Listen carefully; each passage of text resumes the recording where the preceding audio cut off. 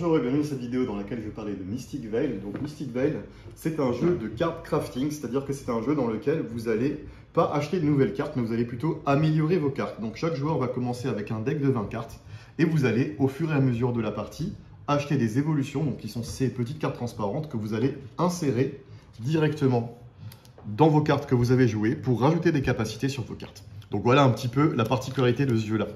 Au niveau de la thématique, donc vous êtes des druides, vous vous rendez dans une vallée qui était jadis verdoyante et très puissante en mana, mais un roi corrompu y a semé la mauvaise graine et vous êtes chargé donc de renouveler la puissance de ce royaume et donc de remettre du mana et de la puissance dans cette vallée et de chasser les différentes terres maudites. Comment ça se passe concrètement parlant? Donc vous allez avoir en fait chacun une petite carte aide de jeu qui est assez bien foutue puisqu'en fait il y a 4 phases différentes par tour. On va simplement appliquer les 4 phases. Donc d'abord phase de semence. Donc vous allez simplement pousser votre chance ou pas. C'est-à-dire que vous avez une carte on deck que vous pouvez mettre dans votre champ au risque de révéler une terre maudite supplémentaire. Donc si vous révélez en tout 4 symboles de déclin donc sur vos différentes cartes, votre tour de jeu, donc votre phase de récolte ensuite va être perdue. C'est pour ça que vous pouvez prendre du risque ou pas. Donc là en l'occurrence j'aimerais pousser ma chance. Donc je vais mettre ma carte on deck dans mon champ, je vais révéler la carte suivante et je pourrais continuer ainsi de suite. Mais là je me dis que un mana de plus, c'est pas mal, donc je vais pas forcément pousser ma chance. Si par contre, je poussais ma chance et que je révèle une autre terre maudite, là j'aurais 4 symboles de déclin, ma phase de récolte serait perdue et je passerai directement à la phase de défausse sans faire de phase de récolte. Revenons un petit peu en arrière. Passons à la phase de récolte. Donc, phase de récolte, je vais simplement compter les symboles de mana que je vais avoir sur les cartes de mon champ et je vais pouvoir acheter jusqu'à 2 évolutions. Donc, nous avons des évolutions de niveau 1, de niveau 2 et de niveau 3. Les évolutions de niveau 1 sont rappelées, il y a un petit point, 1 point pour le niveau 1, 2 points pour le niveau 2, 3 points pour le niveau 3. Elles coûtent en général peu cher, donc le coût c'est le petit symbole bleu qui est indiqué en haut de la carte, dans la petite bulle de couleur.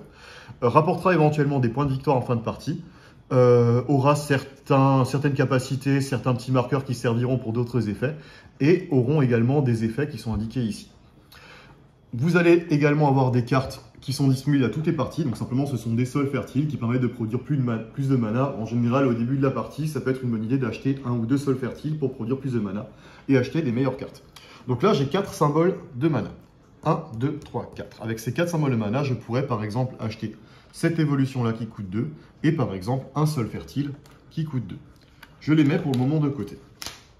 Ensuite, je regarde si j'ai des symboles de ce type-là parmi les cartes de mon champ. Alors là, en l'occurrence, j'en ai pas. Mais si j'en avais, je pourrais acheter jusqu'à 2 cartes Val. Donc les coûts des cartes Val sont indiqués en haut. Donc pour simplement avoir les symboles visibles sur les cartes de votre champ pour pouvoir acheter les cartes Val. Quand on achète une carte Val, on va simplement la poser devant nous. Elle nous rapportera en principe des points de victoire en fin de partie. Mais certaines cartes vont également avoir des effets. Donc par exemple, cette carte-là me permettrait d'avoir un petit symbole de ce type-là pendant la phase de récolte et du coup de pouvoir acheter plus facilement d'autres cartes Val pendant les prochains tours. Je vais passer ensuite à la phase de défausse. Donc phase de défausse, les évolutions que j'ai achetées, je vais les insérer dans les cartes de mon champ. Donc par exemple, je pourrais customiser cette carte-là. Maintenant, j'aurai jusqu'à 3 effets sur cette carte-là. Je vais ensuite défausser toutes les cartes que j'ai jouées. Remplir le Val avec des nouvelles cartes et des nouvelles évolutions. Puis enfin, passer à la phase de préparation. Donc phase de préparation, je vais comme tout à l'heure révéler mes cartes on deck. À chaque fois, je révèle ma carte on deck et je la mets dans mon champ jusqu'à ce que je révèle 3 symboles de déclin. Donc là, je peux toujours continuer, je peux encore continuer, je peux encore continuer.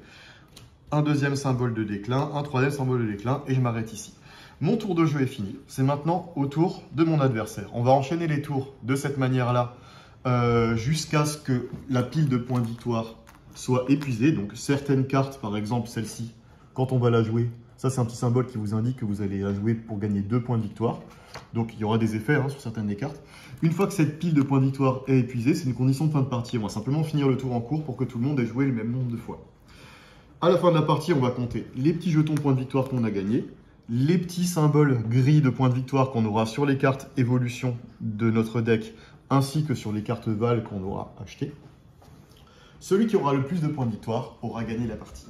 Vous savez maintenant tout ce qu'il y a à savoir sur Mystic Vale. Je n'ai pas fait cette vidéo par hasard parce qu'en fait, cette semaine, il y a l'extension, le Val sauvage de Mystic Vale qui vient de sortir. Donc ça va vous apporter quoi cette extension? Ça va vous apporter des nouvelles cartes Val, donc pour renouveler un petit peu les parties, également pas mal de nouvelles évolutions, donc des stratégies différentes, des combinaisons différentes, mais également les cartes héros que vous voyez ici. Donc ces cartes héros, on pourra avoir un départ asymétrique entre les joueurs, donc chaque joueur en recevra 2, vous en choisirez un des deux, que vous pourrez directement insérer dans un de vos protège-cartes, donc dans une de vos 20 cartes. Ce héros, en fait, on ne pourra pas rajouter d'évolution supplémentaire sur cette carte-là, par contre il aura déjà des effets relativement puissants, et pendant la phase de récolte, on pourra payer le coût qui est indiqué ici pour le passer niveau 2, donc il aura en fait plus de points de victoire, un peu plus de symboles, d'effets et de force que son niveau 1. Voilà.